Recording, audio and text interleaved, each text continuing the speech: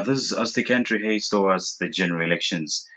Mlonga to commence the erection of VIP pit latrines in Kapisha ward of Chingola, and CAF cancels under 17 AFCON due to COVID-19.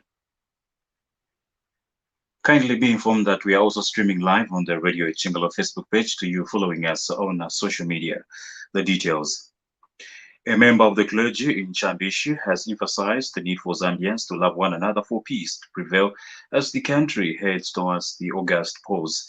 Reverend Elizabeth Chira of the United Church of Zambia, UCZ St. Peter's Congregation, counseled politicians to understand the need to preach love, which he said brings unity and fosters peace among people.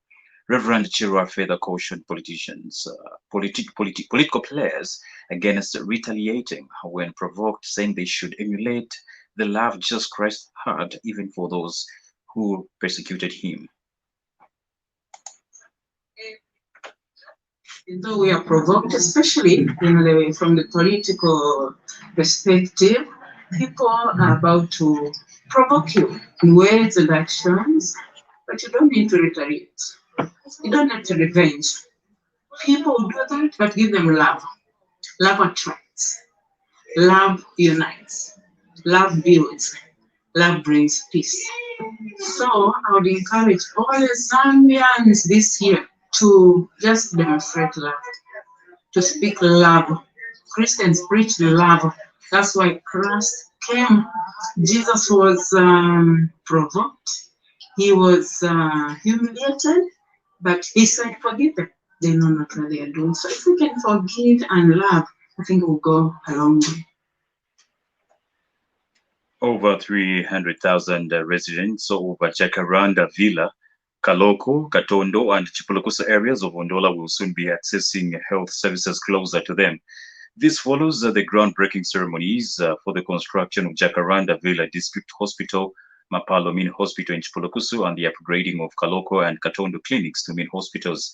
Health Minister Dr. Jonas Chanda, who officiated at the event, said Jacaranda Villa will be the first district hospital servicing the catchment population of over 100,000 people.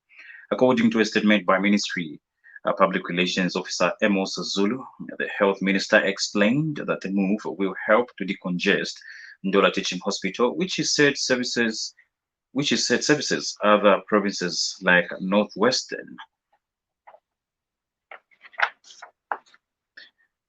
At the same point, at the same event, Copperbelt Permanent Secretary Brighton Ndwe explained that with the absence of health facilities, it was impossible for the country to reach the peak of the development. The construction of ventilated improved toilets, VIP latrines in Chingola's Capisho ward, is expected to commence early next month. The project, being spearheaded by Mlonga Water Supply and Sanitation Company, is aimed at improving access to better sanitation for less privileged households through on-site sanitation. And the beneficiaries of the project are excited, as Patrick Mpeta reports.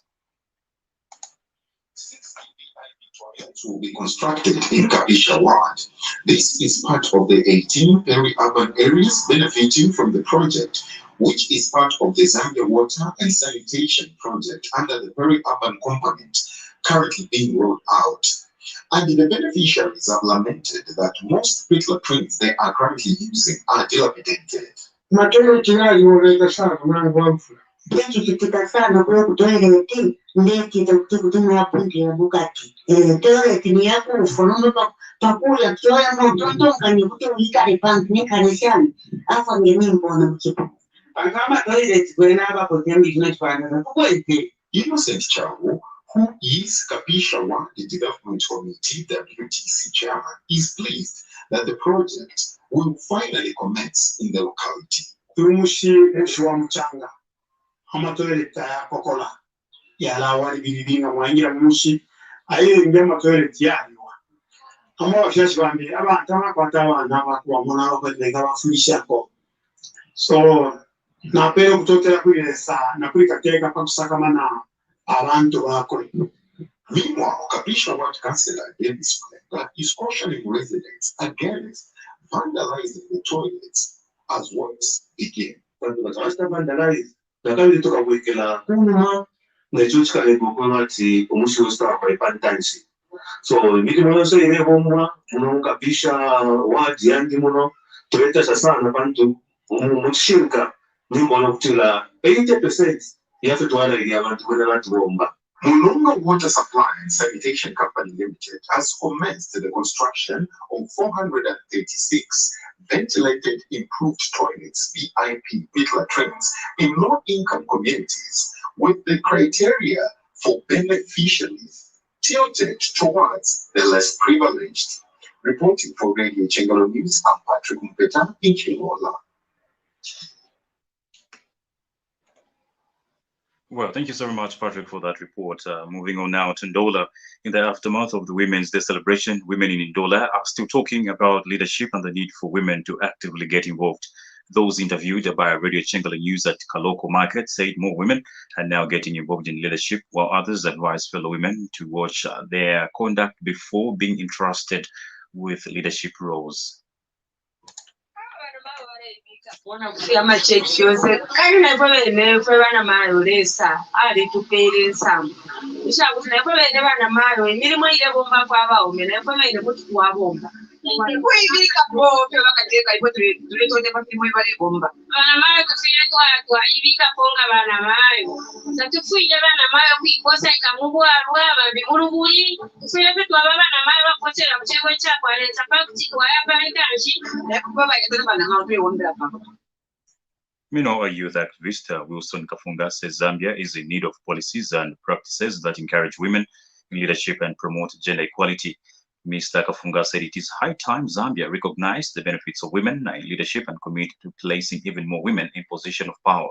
He has since called on women to take up leadership roles by demonstrating that the power to lead starts from the community to national level. I think it's time for us as a nation to recognize the benefits of women in leadership and commit to placing even more women in position of power. And I feel this can only be achieved by implementing laws and regulations that can guarantee a safe and open environment for women participation in leadership and decision making. By investing and developing public services and programs that enables women to succeed as leaders. We also need to change the narratives on women in leadership and confront social cultural drivers of gender inequality. Father Christian Kasare, who was appointed Bishop of Rumbek on Monday, nearly 10 years since the death of the diocese's last bishop, has described his appointment as an illustration of God of surprises. According to the Catholic News Agency website, Father Kasare said he welcomed his episcopal appointment in the spirit of faith, even though it was not among his expectations for the Church of Rumbek in South Sudan to be accomplished. He expressed gratitude to Pope Francis and the Church for the love and trust that shown by calling me to the episcopal ministry and appointing him Bishop of Rumbek.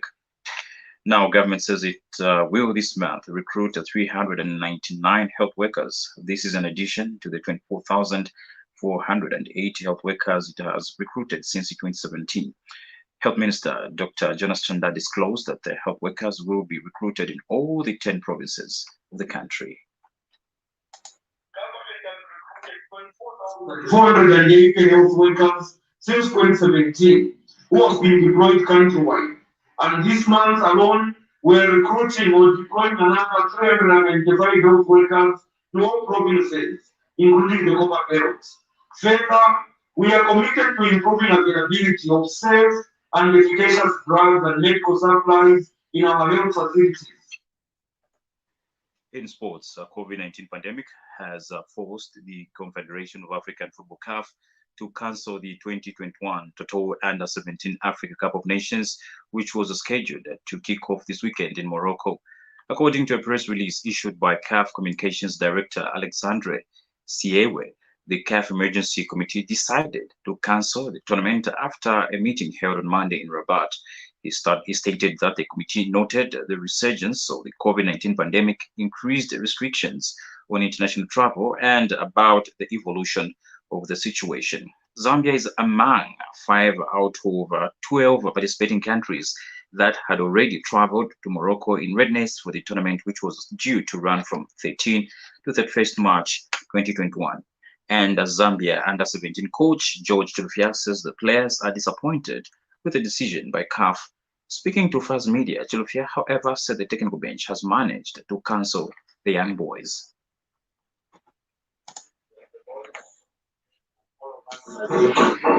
I put in a lot, not just us, I think all the associations invested in this. All these boys were excited, they were expectant. What a talented group we have. To be told that the tournament has been cancelled.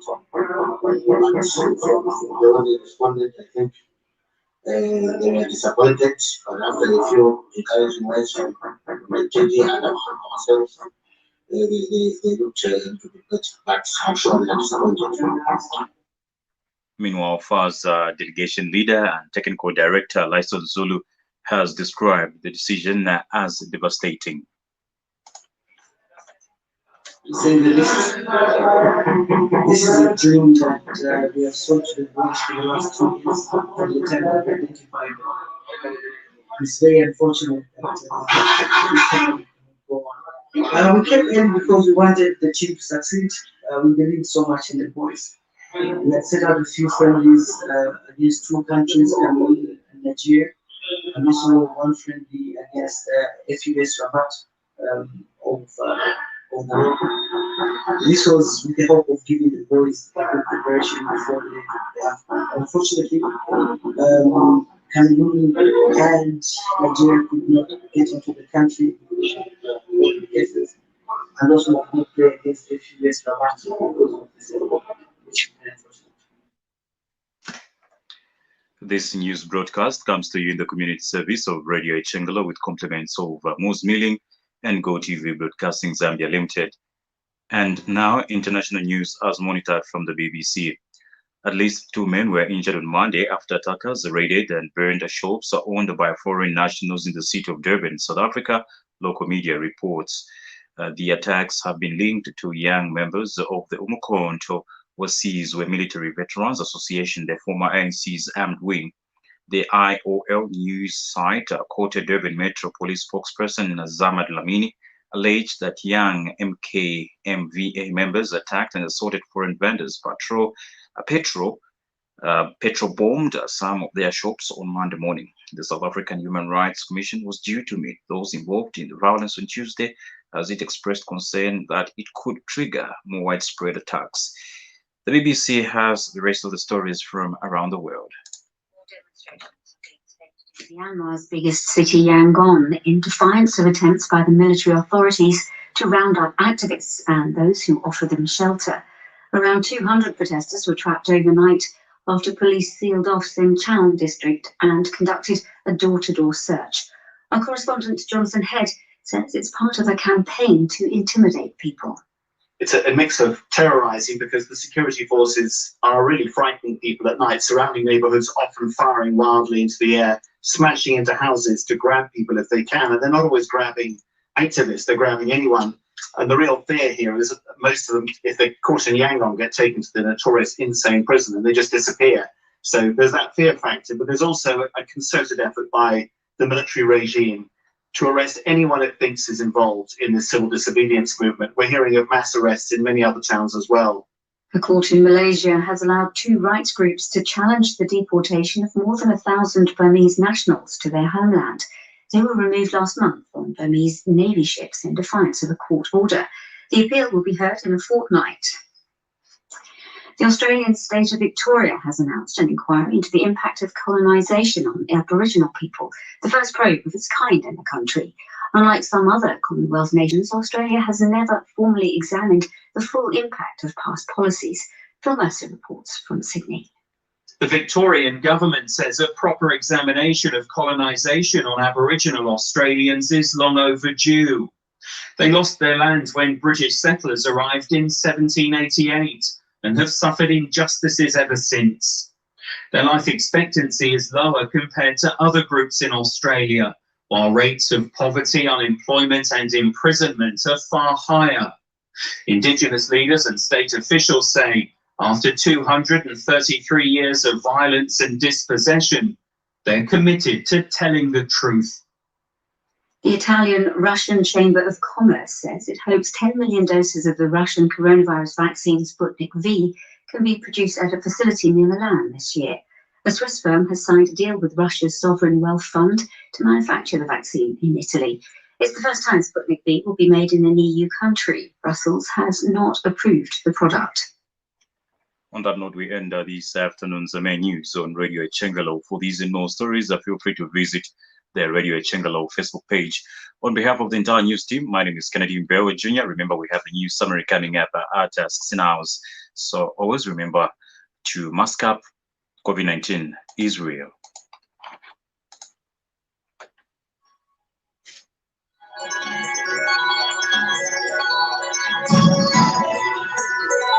Thank you very much.